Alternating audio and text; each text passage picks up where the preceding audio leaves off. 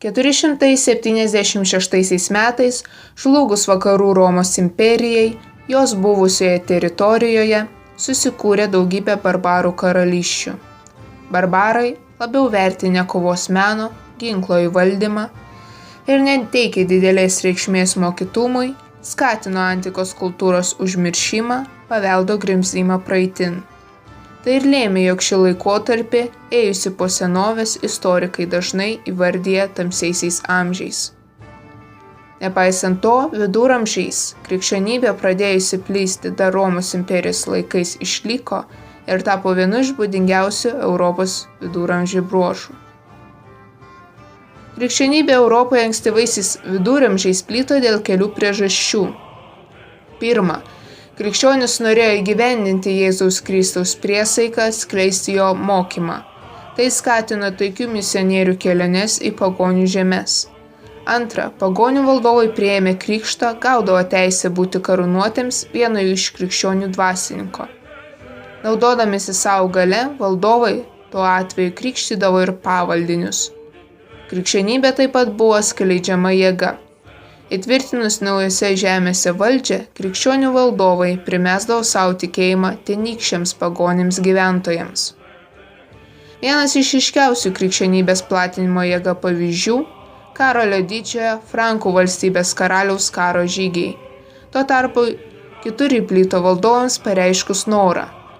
966 laikomi Lenkijos krikšto metais, kadangi tuo laiku Lenkijos valdovas Mieško I priėmė krikščionių tikėjimą.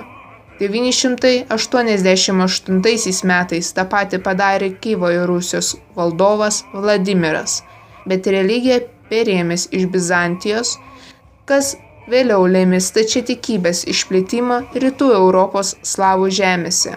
Visgi, vienas iš pirmųjų svarbesnių Europos valdovo krikštų įvyko dar 496 metais, kada tų pačių Frankų valdovas Chlodvigas, paskatintas savo žmonos karalienės Klotildos ir sėkmės mūšio lauke, pirmasis iš Frankų karalių apsikrikštijo.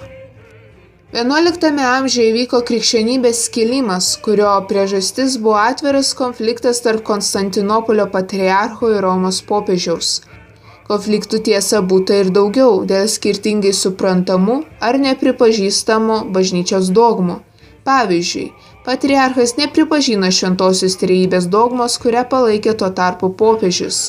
Skilimas įvyko ne tik dėl religinių ginčų. Kita priežastis – popiežiaus noras įtvirtinti ir plėsti savo įtaką, tuo tarpu patriarchas nenorėjo, jog popiežius būtų viršesnis už jį. 1054 metais įvykęs skilimas ir jo pagrindinis padarinys buvo, jog susikūrė atskiros dvi bažnyčios iš vienos vieningos krikščionių. Taigi atsirado vakarų arba kitaip katalikų ir rytų arba kitaip stačiatikių bažnyčios. Tai lėmė, jog susilpnėjo krikščionių pajėgos, kovojant ir siekiant apsiginti nuo besiveržiančių į Europą kitatikių musulmonų. Katalikų bažnyčia darė didžiulę įtaką tuometiniam politiniam socialiniam gyvenimui. Visų pirma, krikščionių religija vienijo etniškai ir kalbiškai įvairią Europą, sudarė sąlygas formuotis bendrai viduramžių kultūrai, darė įtaką moralinių vertybių formavimuisi. Bažnyčios galva, popiežius siekia įtvirtinti savo įtaką Europoje, būti įtakingu. To pavyzdys – kova tarp popiežiaus ir Šventojo Romos imperatoriaus dėl investitūrų, kurią galime sakyti ir laimėjo popiežius. Kryžiaus žygiai į rytus taip pat padidino jo politinės jėgas. Apibendrinant, popiežiaus politinę įtaką galima pabrėžti, jog viduramžiais daugelis Europos šalių monarchų pripažino save šventojo sosto vasalais.